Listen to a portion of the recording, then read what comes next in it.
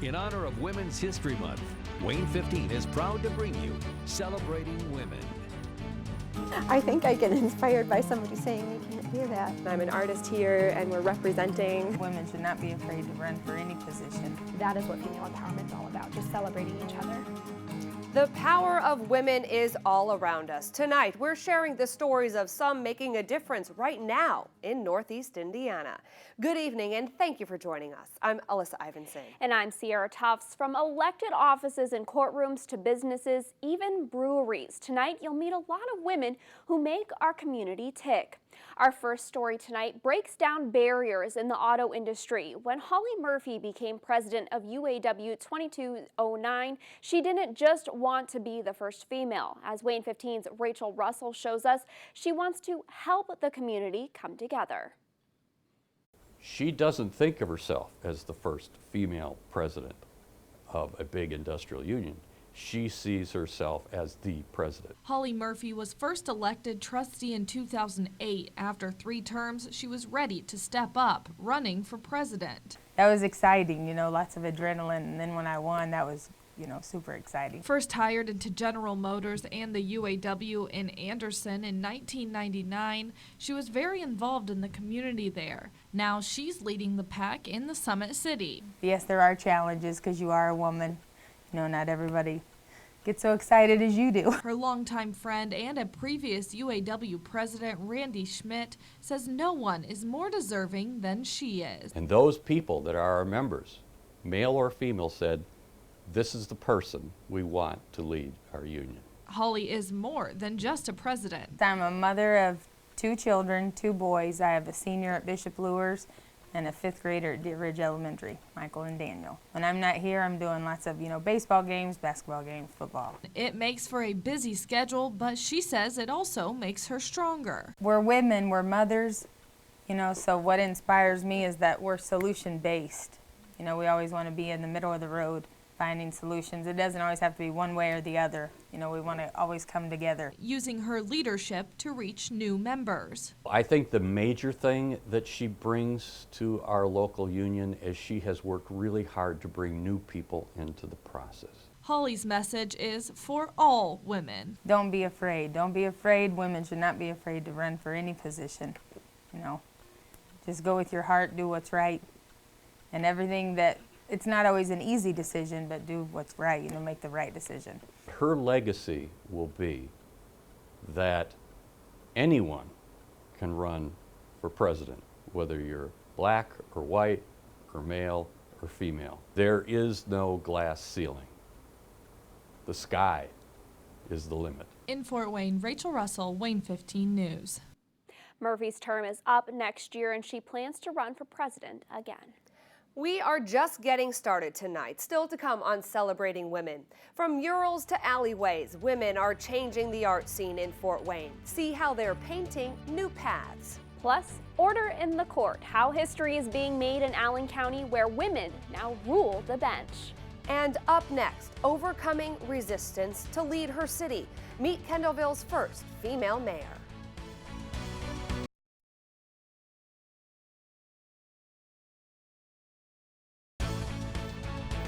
Celebrating Women on Wayne 15 continues. Veteran, mom, wife, cancer survivor, first woman mayor of Kendallville. Those are just some of the hats Mayor Suzanne Hanshew wears. But even with all those titles, Mayor Hanshew knows she couldn't do it alone. There isn't one day that I don't walk up those steps of this 100-plus-year-old building and realize the magnitude of the responsibility on my shoulders. Running a city is a big responsibility, but it's one Mayor Suzanne Hanshew's been preparing for her whole life. Well, I was born and raised on the east side of Detroit, and I graduated from high school there. I was raised by a single mom. Without a clear direction after graduating high school, Hanshew enlisted in the United States Marine Corps. You could never, ever use the female card. So, and especially being in the Marine Corps. And she didn't. Hanshew worked through the ranks and broke down gender barriers. I was one of the first females to become a combat water survival instructor. And so I was real proud of that. She spent 11 years active duty and 13 years in the reserves. I never had an excuse. I never complained. And, you know, if you fall, you get cut, you get hurt, you suck it up and you just keep going because you want to be considered as one of them. Hanshu met her husband in the military. The parents to 2 children and now 3 grandchildren settled in Kendallville. It was her husband's hometown and one she would soon leave. Her military experience inspired her to run for office. It's always, if you see something that needs corrected, you don't complain about it. You get involved and try to change it. She lost her bid for mayor in 1999. 4 years later, she was still on active duty in the Marines, but she ran again, only officially in the race for a month, rising above resistance. I'm not from here. We've never had a female mayor of Kendallville, and you're crazy for even thinking about this. But she won. Mayor Suzanne Hanshu, the first woman mayor of Kendallville. In her re-election bid, there were literally signs. Some people did not want her there. It was lower my taxes and ease my woes, no more mayors and pantyhose. She took the slams in stride. I spent my entire adult life serving to protect that Constitution, and people have the right to say what they want to say, and we have to go from there. I just made it a vow that every public meeting I attended, I would be in pantyhose, and I have been. So it's kind of strange. I think I get inspired by somebody saying you can't do that. A bone marrow cancer diagnosis in 2016 wasn't going to stop her either. Actually, I worked from the hospital. I took my laptop and my cell phone with me, and the days that I felt good, I communicated with everybody. And because I love what I do, I think it helped me heal. Also helping her heal, Mayor Hanshu's 3 granddaughters. She tells them grandma's girls go to college, and that's her message to all young girls. That little girl who may be in poverty, thinking she's not worthy of, you know, her fellow classmates or going to college or whatever, that she is worthy of that. If you ask Mayor Hanshu how she does it all, she'll tell you she does it. I think it's because of my background in the Marine Corps. You're a team, and you're only as strong as your weakest link. A message she reinforced in this year's State of the City address. As always, I value the suggestions, emails, and phone calls from concerned citizens as they give me some of my best ideas. You people are so smart. May God continue to bless our great city and all of you. Thank you. But along the way, you know, each difficult thing that you get through, you gain more confidence in yourself and realize that you can do this, do a lot of self-talk. I can do this, I can do this. Mayor Hanshu is in her 15th year as mayor of Kendallville and is rerunning for a 5th term, all while being in remission. Also from Kendallville, reigning Miss Fort Wayne and Miss Indiana 2018, Lydia Tremaine made history while competing for Miss America last fall. Lydia's been in pageants since she was 12, and it helped her develop speaking skills and confidence, but she still struggled with body insecurities. Lydia was the first Miss Indiana to compete in Miss America after it got rid of the swimsuit competition. She says the pageant should be about why she deserves the scholarship and being a role model to other girls. I never bought anything full price in my journey. I struggled with my weight and how I looked, but I decided that I was going to be the person to change the stigma and to show other women like me that they can also do this. So whatever you set your mind to, as long as you work hard, you believe in yourself, and you have a positive mindset, you can truly achieve what you want. And Lydia did just that. She won the preliminary talent competition, placed in the top 15 at Miss America, received a full ride to college, which she'll start this fall. Up next on Celebrating Women, how women are making history today in Allen Superior Court.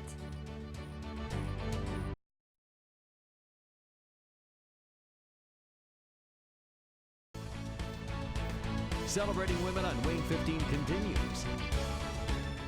History is being made right now in Allen Superior Court. For the first time, it's a majority female bench. 5 of the 9 judges are women.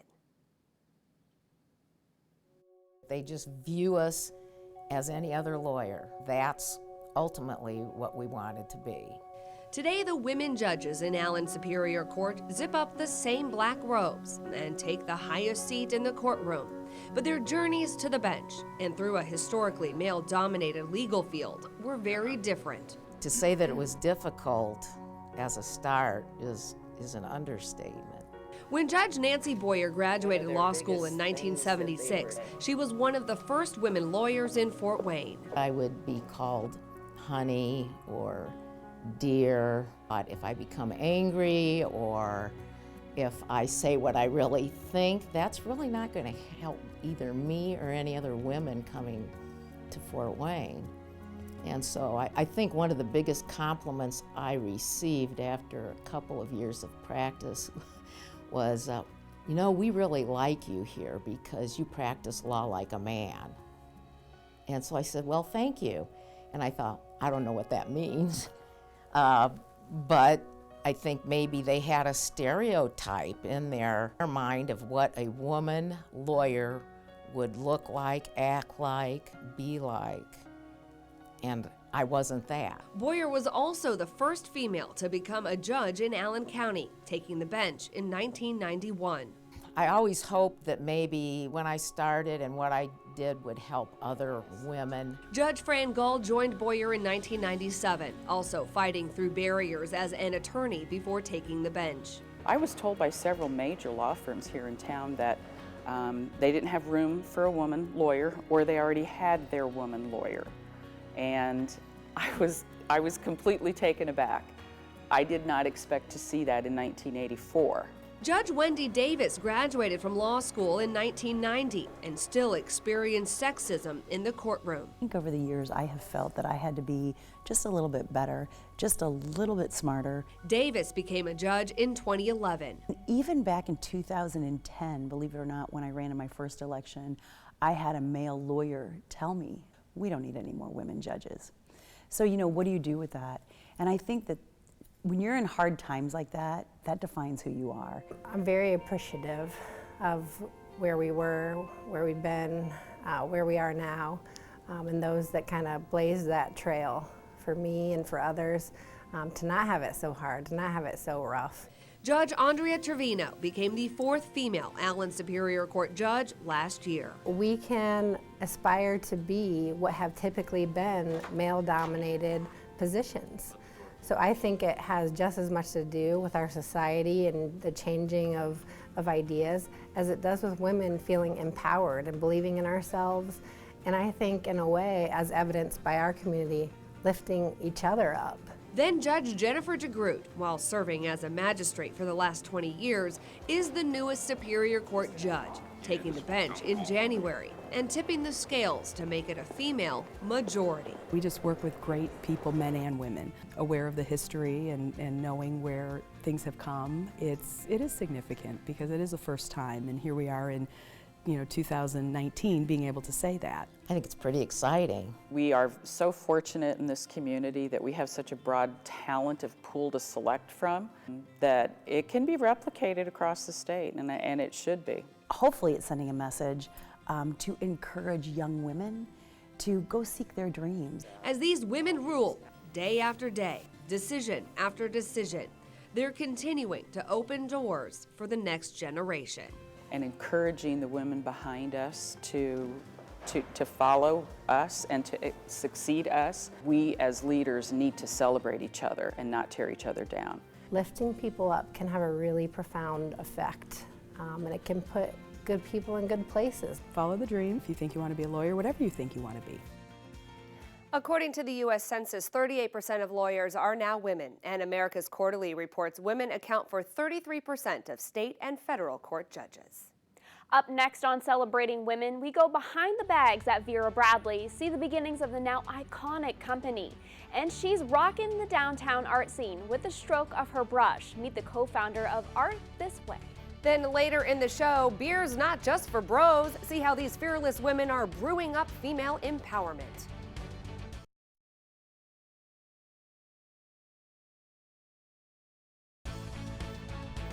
Celebrating Women on Wayne 15 continues.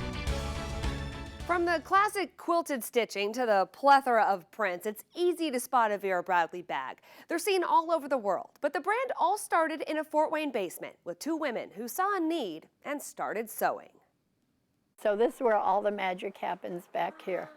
As Barbara Bradley Backguard walks through the Vera Bradley Design Center, a ping pong table serves as a reminder of her company's roots. This is where it was all started, on the ping pong table in my basement.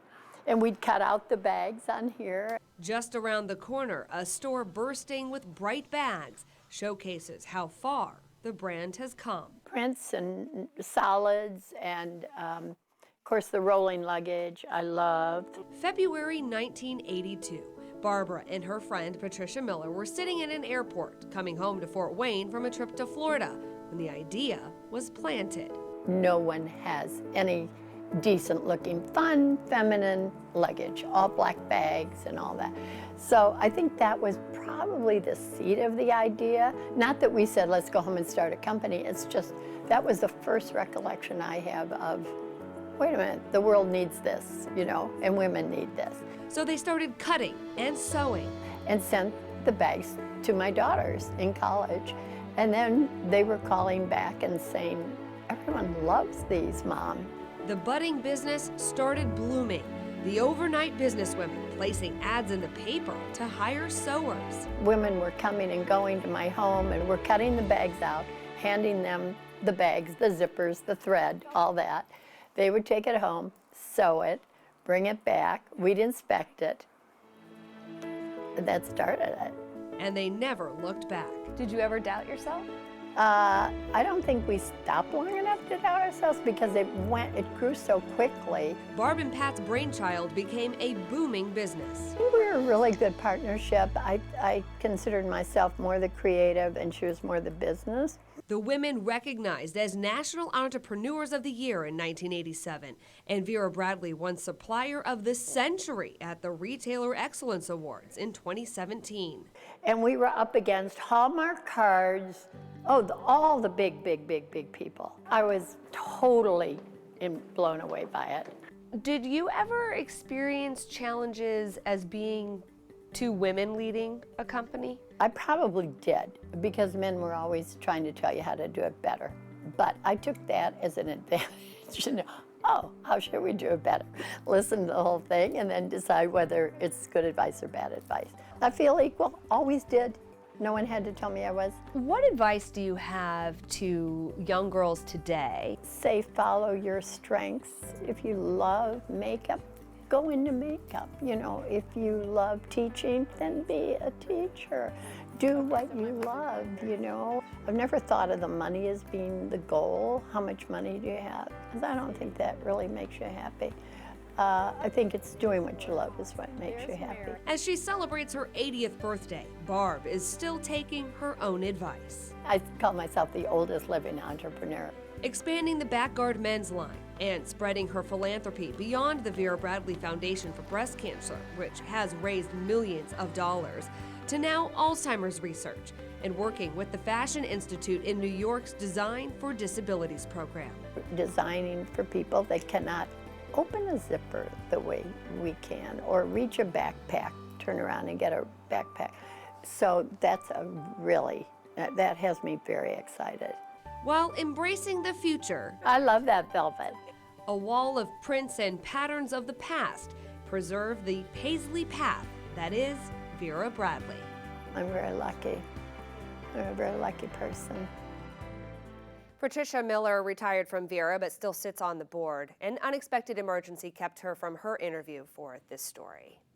Well, when you think of U.S. cities with big art scenes, New York, Los Angeles, and Chicago may come to mind. But in the last few years, murals and street art in the Summit City have gotten into a groove all their own. As Tara Brantley shows us, a female artist is leading the way.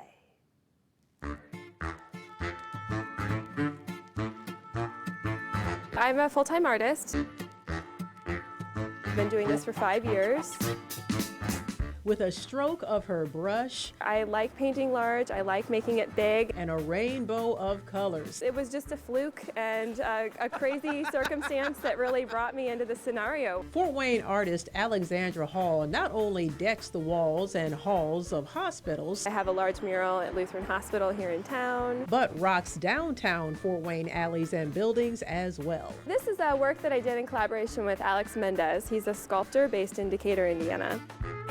It was something I'd made for an event called Art Prize up in Grand Rapids, Michigan, and it just so happened to be on display, and Downtown Improvement District saw it. Alex is a very talented person. And Bill Brown orchestrated the purchase of it with the Friends of Lincoln Financial as part of a memorial fund that they had for Christy Landrigan. Christy unfortunately died in a car accident back in around 2014, I believe it was. She really wanted to get people connected to downtown, to tell the downtown story. And she also worked at Lincoln Financial as a financial advisor. She was also with Downtown Fort Wayne several years. So is Christy kind of at the core of So Christy's memory is at the core of the very beginning of all of this, yes. And from this collaboration, the Downtown Improvement District's Art This Way was born from a woman who wanted to revive downtown through a woman who is. It is very much a vicarious relationship that she's exuding because of her friendship and relationship with Christy. Alex is Art This Way's co-founder and manager. We've really come a long way in a very short time. Alex isn't the only artist whose work you'll find downtown. Others also have theirs in full bloom. There are more than 12, but here in the Art This Way program, we installed 4 this last year.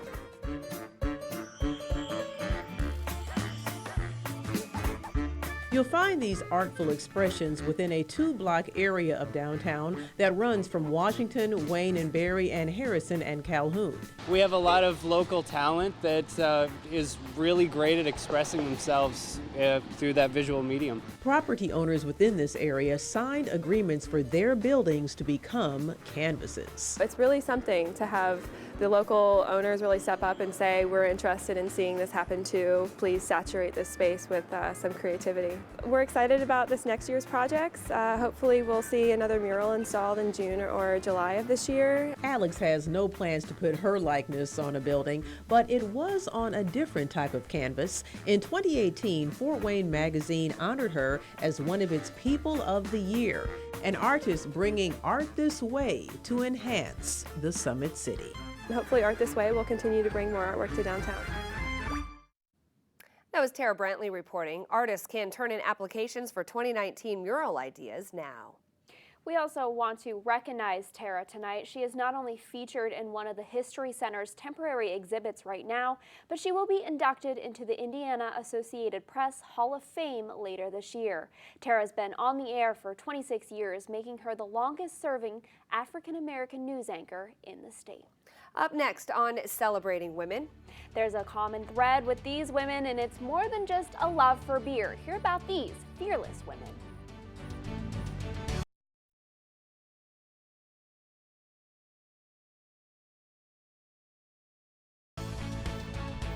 Celebrating Women on Wayne 15 continues.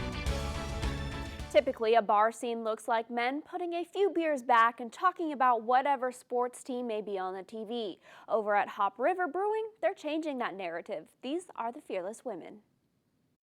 The Fearless Women emerged after a market research project from students at Indiana Tech and a zine called Girls Who Drink Beer collided.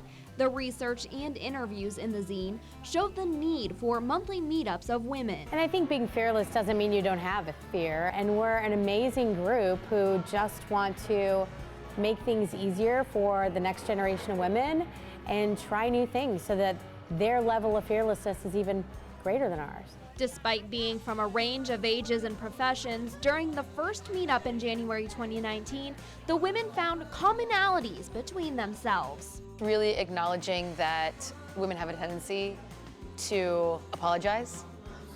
We have a tendency to kind of keep our voice to ourselves and a little quieter, and that we really do need to support each other in standing up and giving our opinions and acknowledging that we do have experiences and we do have really great ideas. The communal tables and the inclusivity Hop River provides allows the women to speak freely during the meetups. I would say right off the bat for me, I want other women to feel a sense of community, to feel included, and to have a safe space where they can share their fears or their hopes and have a real support system. The group is still in its infancy, and its creators plan to evolve Fearless Women to the needs of the women attending. This is a beautiful opportunity to get outside your bubble, get outside your lane, get outside your career, get outside your neighborhood, and you never know what mentors or friendships may develop just from hanging out, drinking a beer. Cheers to that. The next Fearless Women Meetup is the last Thursday of March, the 28th, but they are continuously adding events as they go along. We have more than a dozen more stories about amazing women all across the country you can watch right now on WANE.com. Just click on the Celebrating Women page under the News tab. You can also see all the stories from tonight's program again on that same page. We know the women highlighted tonight are just a few of the countless women making a difference, large and small, in our community every day. But we hope you enjoyed our celebration of women tonight, and we thank you for joining us. Have a good night.